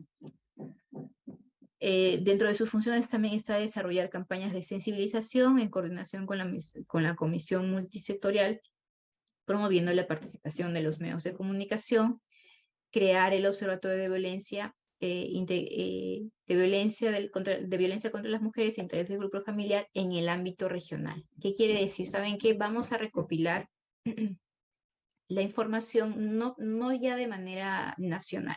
Si ustedes entran, y se está logrando, porque si ustedes entran al observatorio, está geográficamente destinado, Lima se lleva la mayoría, el mayor número de casos de violencia, sigue Junín, sigue Arequipa, ¿no? Entonces, geográficamente incluso se va determinando la problemática y obviamente donde se tiene que redoblar esfuerzos, ¿no? Entonces, se entiende de que esta implementación, esta logística, este manejo estadístico también se lleve a nivel en cada región y que finalmente, pues, en esta ola de la descentralización a nivel de cada uno de los gobiernos puedan ellos también manejar de manera independiente su información, su presupuesto y poder atender así, teniendo como, digamos, eje principal los protocolos bases establecidos en este sistema, ¿no? pero la idea es de que a nivel de cada región también se pueda recopilar la información y que de manera autónoma se pueda ir luchando. Hasta el momento, si bien es cierto se les delega estas facultades, pues siempre van a depender, ¿no?, de las decisiones del gobierno central, ¿no? Y finalmente, otra de sus funciones también es remitir los informes periódicos a la Secretaría Técnica de la Comisión, obviamente para ver, ¿no?, si los protocolos están siendo o los planes están siendo debidamente eh, adaptados, ejecutados, si es que se está teniendo o no respuesta. Entonces, estas son las instancias de concertación. Ya son, hemos dividido en tres, acuérdense, en los tres niveles de gobierno, ¿ya? Y vamos a detallar un poquito más cada una de ellas para que puedan ustedes ver que en realidad a los tres niveles podríamos ver ciertas similitudes, ¿no? Y cómo es que estas instituciones pues finalmente son las, o en todo caso reconfirmo que son las más importantes porque están más llegados a la realidad. Entonces, empecemos por las instancias de concertación regionales, que básicamente indican, ¿no?, remitir los informes periódicos a la Secretaría Técnica de la Comisión sobre las acciones adoptadas para la implementación de las disposiciones de la ley, planes, programas o proyectos. Dentro de otras funciones, también desarrollar campañas de sensibilización y coordinación con las comisiones, ¿no? Esto es a nivel de concertación regionales. Acá, miren, acá una crítica. Creo que los más golpeados por temas de corrupción son todos los gobiernos regionales. O sea, creo que no hay un gobierno regional en nuestro país que no se haya salvado de poder ser denunciados o ser parte de esas investigaciones a nivel fiscal por temas de corrupción, ¿no? Entonces, creo que yo desalienta un poco ver cómo es que se va manejando este tema y cómo es que finalmente pues es otra lucha, o sea, es la lucha contra la violencia y la lucha contra la corrupción que no nos permite ejecutar estos planes de gobierno a nivel nacional, ¿no? Otra de sus funciones es crear el Observatorio de Violencia en el ámbito de su región, en concordancia con los lineamientos elaborados para el Observatorio Nacional de Violencia, ¿no? Y otras que les puede atribuir la Comisión Sectorial de Alto Nivel. En cuanto a las funciones, son casi parecidas. Veamos ahora las instancias de concertación eh, provincial. Igual, ellas están encargadas de poder informar a la instancia regional, que sería, digamos, su inmediato superior, ¿no?, de manera periódica sobre las acciones desarrolladas para el cumplimiento de esta ley.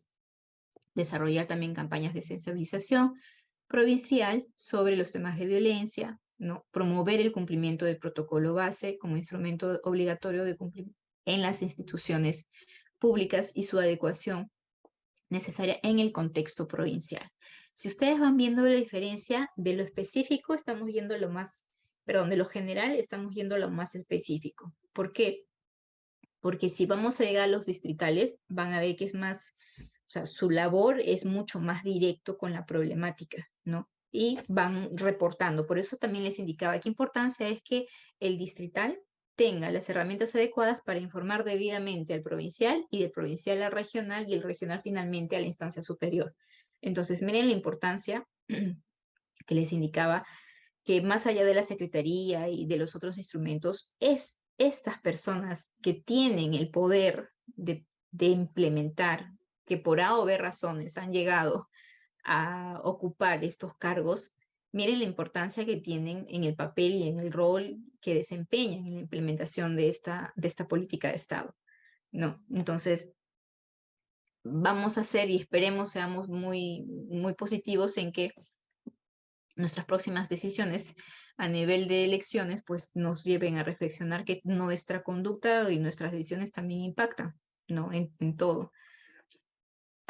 A nivel provincial también está promover la participación e inclusión de los medios de comunicación dentro de las campañas de sensibilización provincial sobre violencia contra las mujeres, ¿no? Y a nivel distrital, miren, informar periódicamente a la instancia también sobre las acciones desarrolladas para el cumplimiento de la ley, ¿no? Promover el fortalecimiento de las instancias comunales para las acciones distritales frente a la violencia, promover la participación e inclusión de los medios de comunicación en el fortalecimiento de esta ley, y otras que les atribuya. ¿Por qué les he puesto estas tres diferencias? Nosotros tenemos programada una sesión para hablar de las últimas modificaciones. En, en estas últimas modificaciones a la 3364 se ha hecho, como les había indicado, un hincapié mucho, no solamente al Ministerio del Interior representado por la Policía Nacional en el momento de ejecutar las medidas de protección, sino también que además están, digamos, haciendo una advertencia a estas instancias de concertación bajo sanción. ¿Qué quiere decir? Que en teoría estos tres órganos estarían pasibles o son pasibles de ser sancionados, investigados, si es que dentro de sus funciones no cumplen con una de estas obligaciones que tienen al momento de implementarse estos programas. ¿Qué quiere decir? Que si el presidente regional, si el alcalde distrital o el provincial obvia, omite o no cumple dentro de sus funciones con esta implementación, estarían sujetos a procedimientos sancionadores bajos. O sea, la norma está establecida así. En los tres órganos de gobierno, bajo sanción, ¿no? Podrían ser sujetos, ¿no?, a procedimientos correspondientes. ¿Por qué? Porque miren la importancia que les estoy indicando de cómo es que ellos tienen que recopilar información o tienen que implementar, ¿no? Entonces es razonable que si te estoy encargando una labor y no la cumples, debe haber una sanción, adicionalmente de los temas penales. Entonces se está haciendo mucho hincapié, permítanme un segundo, mucho hincapié en el rol que tienen estas tres instancias, ¿ya? Con mucho más detalle vamos a precisar cuando se toque las últimas modificaciones a la 3364, ¿no? Y cómo han hecho hincapié a estas responsabilidades funcionales. Aquí avanzamos. Uy, se complicó. Aquí. Permíteme un segundo.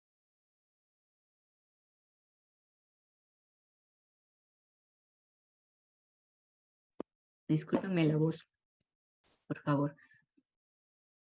Bien, ya para la parte final de este sistema, vamos a hablar de estos 4 puntos que finalmente nos indican, ok, ya hemos hablado quiénes son los encargados, a qué instancias se van a trabajar, pero ¿en base a qué? ¿No? ¿Qué es lo que vamos a trabajar? ¿Qué es lo que vamos a ver? ¿Qué instrumentos les vamos a dar? Empecemos con este protocolo base de actuación conjunta, ¿no? Ya el mismo nombre nos va ayudando a indicar, bueno, hay un instrumento que nos va a ayudar de guía, de lineamientos, de tener luces para ver cómo vamos a aplicar aquellos quienes estemos involucrados de manera conjunta y que pertenecemos a este sistema, cómo es que vamos a implementar o a fomentar, ¿no? Esta ley, la 3364, para ir erradicando, previniendo los hechos de violencia contra la mujer y los integrantes del grupo familiar.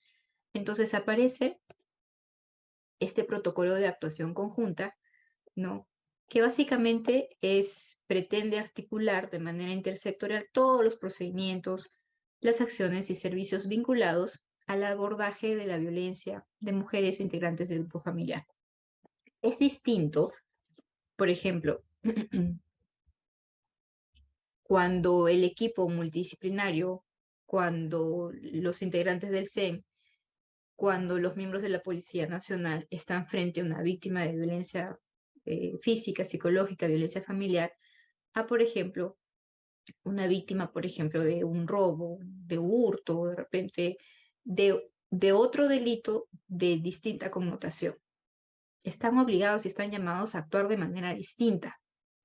El protocolo es distinto. Ya, doctora, pero una cosa es el protocolo y cómo se ve en la realidad. Se dice, o en todo caso, que cuando la víctima llega, indistintamente si es mujer, niño, adolescente o adulto mayor, el trato en sí a esta víctima debe ser distinto.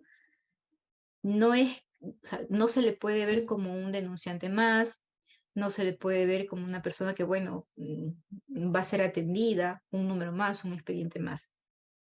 Tiene una connotación distinta y por tanto el trato, la atención amerita su propio estado. Se entiende que esta persona en un grave estado de vulnerabilidad no puede llegar a la comisaría. A ver, señor, ya pase, sí, te estoy...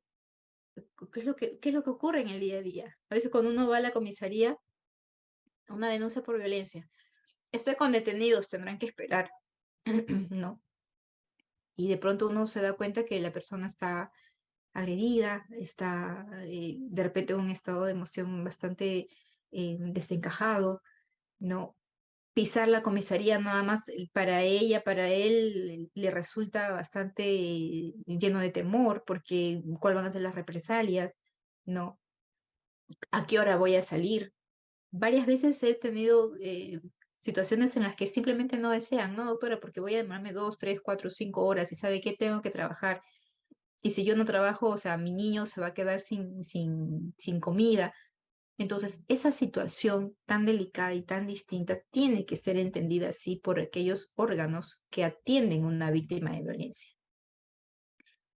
No se puede trabajar sin empatía, no se puede trabajar sin un poco de consideración, no se puede trabajar desconociendo las características propias de esta víctima, ¿no? Entonces, es algo que día a día sí hay por mejorar y sí hay por criticar. Sucede, estimados colegas, que a veces tanto el agresor queda detenido, ¿no? Es un menor de edad que ha sido golpeado. La mamá también denuncias mutuas entre los dos, pero el que resulta golpeado es el menor de edad. Ambos padres detenidos. Se llama a la UPE o al Ministerio de la Mujer para que mande el equipo multidisciplinario o mande el equipo de la UPE, ¿no? Pasan 24, 48 horas y el personal no se acerca. Pasa tanto así que el denunciado sale porque se le cumplen las 48 horas y debe ser puesto en libertad. Y de pronto nosotros nos quedamos, aquellos que hemos trabajado de repente con procesos tutelares, nos quedamos con los niños esperando que la UPE llegue o esperando decir a disposición de quién va a ponerse el menor. Entonces, este menor pasa una noche, 2 noches en una comisaría. Este menor pierde 2 días de clase.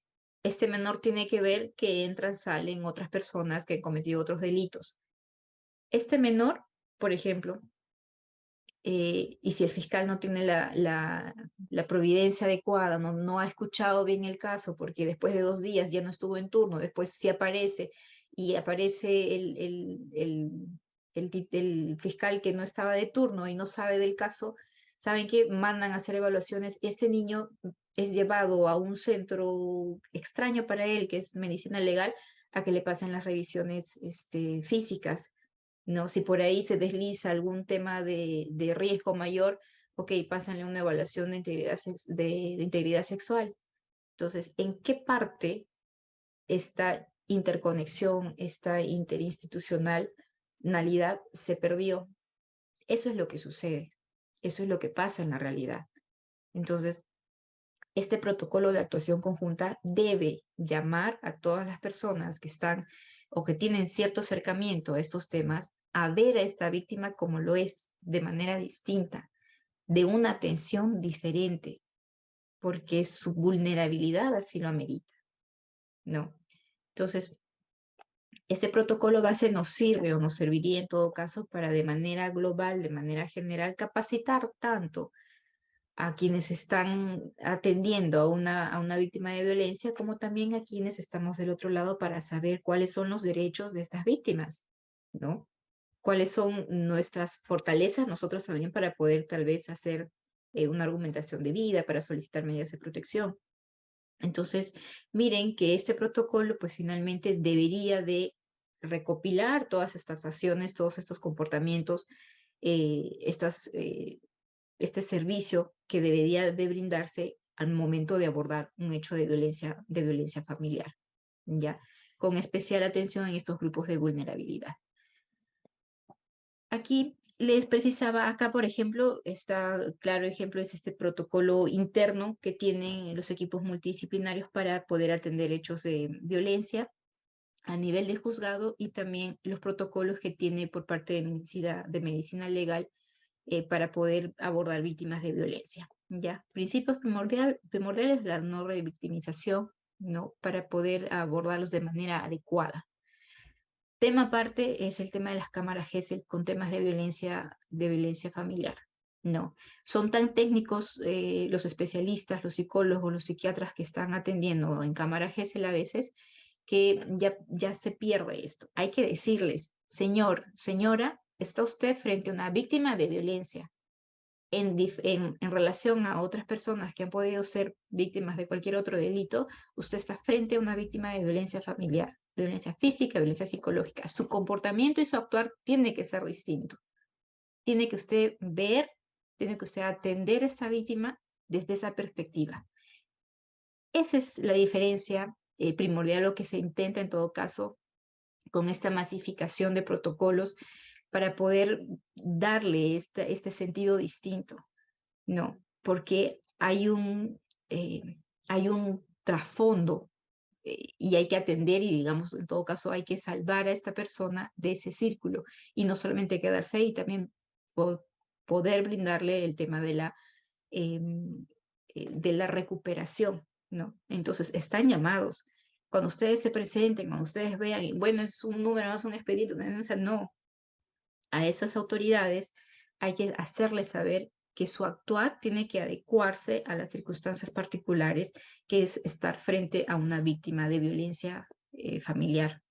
Entonces, y hay que hacerlo así.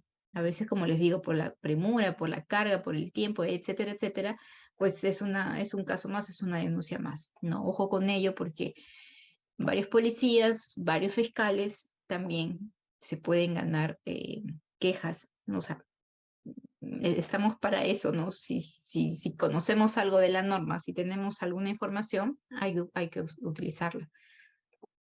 Recuerdo con mucha pena este caso especial del pequeñito que se quedó en la comisaría, fue un hecho de violencia física, o sea, le habían pegado el papá a la mamá y nos quedamos con el niño esperando que la UPE llegue y de pronto el policía me dice, tiene que irse a ver su examen de integridad sexual. Le digo, pero no se ha denunciado por eso, ¿no? Y el niño ya venía de otras denuncias en las que supuestamente también había sido agredido sexualmente, ¿no? Entonces, nadie, estimados colegas, nadie vela por esa víctima, sobre todo si es que es un niño. Al final yo fui por el papá y tampoco no estaba la mamá y al final tienes que, bueno, al principio interés superior del niño. ¿Quién va a llevar a ese niño? Los niños, por su propia naturaleza, ir a un lugar a exponerse de esa forma, porque el informe, el examen de integridad sexual, ustedes bien saben cómo se realiza. Entonces, a un niño al que ha sido golpeado, el que está 24, 48 horas en un lugar no adecuado, encima verse expuesto en su intimidad, ¿acaso el fiscal llamó? ¿Acaso los de la UPE aparecieron? ¿Acaso los ministerios aparecieron? No, entonces, se hace necesario, obviamente, las quejas y las denuncias correspondientes porque en el apuro y en la carga laboral, pues no miraron que estaban frente a una víctima de violencia, ¿no? Entonces, nos ayuda a poder conocer un poco cuáles son estos protocolos y decirle, señor, usted está en la obligación, usted tiene una política que aplicar, ¿no? Eso no es su trabajo y si no está en la capacidad, pues un paso acostado. Cuando se abren las especialidades de violencia es porque entiendes la problemática, ¿no? A veces en la parte humana puedo comprender que los juzgadores digan, es que tengo 46, 48, 800 expedientes, pero es que la subespecialidad exige eso, tanto a nivel fiscal, tanto a nivel judicial. La subespecialidad de violencia exige eso. Sabes que la carga es altísima, sabes que la carga emocional es altísima. Entonces, y sabes que te vas a encontrar con recorte de recursos, ¿no? Frente a una alta carga laboral, ¿no? Entonces hay que sopesar un poco ¿no? Hacer una suerte de, ok, puedo entender, pero también tienes que dar la otra mirada un poco más empática en estos casos. Bien, el protocolo de esta base de actuación conjunta, tenemos estos ámbitos de aplicación, ¿no? Un ámbito de prevención. Siempre se supone que es mejor prevenir antes que lamentar hechos, pero no nos estamos orientando tan bien en ese sentido. La atención integral y la protección, ¿eso qué quiere decir? Que se le brinda a la víctima, en todo caso, aquellos servicios de salud, los jurídicos, los sociales, que generalmente van acompañando cuando se tiene un equipo trabajando de manera conjunta, ¿no? El ámbito de sanción, porque obviamente también va la parte de la participación del Ministerio Público en la investigación de esto como delito, ¿no? Y la reeducación que nos compete a todos para poder cambiar la idiosincrasia de la sociedad, ¿no? Acá tenemos el registro único de personas agresoras, que básicamente esta herramienta para los operadores de justicia y para el sistema de atención y de protección nos puede permitir el registro de casos de violencia contra las mujeres con información confiable, oportuna y útil, ¿no? Con precisión de datos de la víctima, del agresor, tales como, por ejemplo, la tipificación, las causas, las consecuencias. Este registro de víctimas y de personas agresoras se supone que debería de ayudar para la prevención, ¿no? Porque, eh, ok, no solamente para la prevención, sino también para el tema de la ejecución de medidas, porque si yo ya tengo un registro, una base, ya sé ante qué agresor estoy, ya sé ante qué víctima estoy, y si las primeras medidas de protección no funcionaron, cómo cambio para que ahora sí funcione? ¿No? Y que básicamente es este registro. Ojo, está presidida por el Ministerio Público, el Poder Judicial, manejan esta información, ¿no? Y básicamente detallan nombres completos o datos básicos de la víctima, de la persona agresiva, agresora, la relación, qué medidas de protección se les dio, ¿no? Cuál fue el fiscal a cargo, el órgano jurisdiccional a cargo, ¿no? Y finalmente si es que esto resultó o no resultó en una sentencia condenatoria, ¿no? Sirve de mucho, sí, para ver finalmente no solamente el índice de criminalidad, para ver el comportamiento tanto del agresor también como de la víctima. O sea, todo eso, toda información que finalmente se recopila en estos instrumentos, pues deberían de ayudar el aporte de mejores lineamientos o en todo caso mejor adopción de medidas adecuadas, ¿no? Y tenemos el Observatorio Nacional de Violencia contra las Mujeres, que básicamente es esta recopilación de información, ¿no? Se ayuda mucho del Ministerio Público, se ayuda mucho del Instituto Nacional de Estadística e Informática, del Poder Judicial, del Ministerio de Salud. ¿Por qué? Porque los especialistas, los profesionales de salud finalmente van detallando en tema de afectaciones psicológicas o afectaciones físicas, ¿no? Y va haciéndose este registro. Y el Ministerio del Interior también. Entonces, toda esta información se supone que debe ser recopilada, ¿no? Para poder elaborar esos estudios, esos informes y estas propuestas en esta materia, ¿no? Para poder también tal vez encontrar estos puntos débiles en tanto a vulnerabilidad, en tanto a grupos de mayor riesgo, en tanto, por ejemplo, a aplicabilidad o no. Hay mucha crítica, por ejemplo, eh, con las fichas de valoración de riesgo, si son aplicadas o no son aplicadas, quién las aplica, quién no las aplica. Entonces, esos detalles finalmente se supone deben de servir como una fuente, un backup de toda la información que sucede y que finalmente pues esto les ayude, ¿no?, a tomar las mejores decisiones. Finalmente tenemos, y ya para terminar y nos den unos minutitos, este centro de altos estudios, que básicamente constituye un órgano de gestión a cargo del Comité Ejecutivo, ¿no?, adscrito al Ministerio de la Mujer y Poblaciones Vulnerables, se encuentra presidido por este ministerio, ¿no? Y básicamente está integrado, miren, por representantes de alto nivel de la Academia de la Magistratura, Escuela del Ministerio Público, del Centro de Investigaciones del Poder Judicial, el Centro de Estudios Constitucional del Tribunal Constitucional y el Centro de Estudios del Ministerio de Justicia. O sea, básicamente se entiende que estas personas que integran este centro de altos estudios, se entiende que deben de conocer no solamente de manera doctrinaria, de manera normativa, de manera más práctica, ¿no?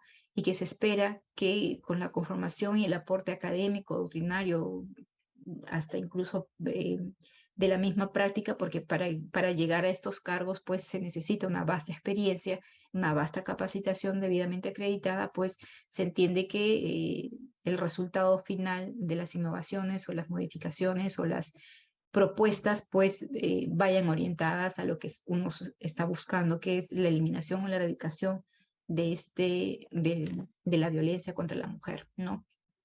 Tiene como principal función la articulación de esfuerzos del Estado para desarrollar acciones de capacitación, formación y especialización sobre la problemática de violencia, ¿no? En los distintos niveles. ¿Qué quiere decir? Que todos también están llamados para que dentro de las instituciones pues haya una campaña, ¿no? De preparación, de culturización, de atención en todo caso en relación a esta problemática, ¿no? Entonces, nos quedan unos minutos. He tratado de súper resumir todo lo que concierne a este sistema nacional. Como conclusión final, estamos en esta lucha eh, bastante contra el tiempo y contra los recursos, pero creo que era meritorio ya empezar, ¿no? Perú nos estábamos quedando muy atrás con nuestras noticias tan desagradables, tan penosas, tan lamentables que nos dicen qué está pasando con nuestra sociedad. Es urgente, se hace necesario o tomar otras medidas, pero creo que no va a la solución en el tema de intensificar normas. Estimados colegas, las normas, los procedimientos, los tipos penales, todo ya está, pero aplicarlo, o sea, todavía cuesta un poco, ¿no? Miren, incluso solamente una salvedad. Hasta ahorita es muy difícil, por ejemplo, obtener sentencias condenatorias por temas de violencia psicológica. Imagínense, a veces la mayoría lo archiva, ¿no? O simplemente no logra acreditarse porque por ahí hay un tema de mucha subjetividad. Entonces, ¿cómo es posible que a una mujer a la que le dicen con palabras soeces te voy a, o si no dejas de molestar, utilizando otras palabras más fuertes, te voy a matar, ¿no? Y después, y eso es reiterativo, reiterativo, reiterativo, sale con afectación psicológica, con una terapia de año y medio para poder recuperarla y al final digan, bueno, no se puede atribuir que la afectación es del señor que le dijo que la iba a matar consecutivamente y que adicionalmente a eso, pues un patrón de celotipia, le digo, señor juez, ¿qué se está esperando? ¿No? Entonces, definitivamente todavía hay mucho que implementar, hay mucho que ver, pero creo que tenemos un vasto cuerpo legal que nos puede ayudar finalmente, pues no, dependiendo de la parte que nos toque defender, atender o ver, suficientes argumentos y suficientes herramientas que nos puedan ayudar a llevar una adecuada defensa. Listo, estimados colegas, eso ha sido todo por mi parte. Me quedo un poco sin voz, espero poder haberles dado información que les sea de utilidad. Y nada, quedo atenta a sus preguntas, voy revisando el chat para poder terminar con ellos. ¿Sí?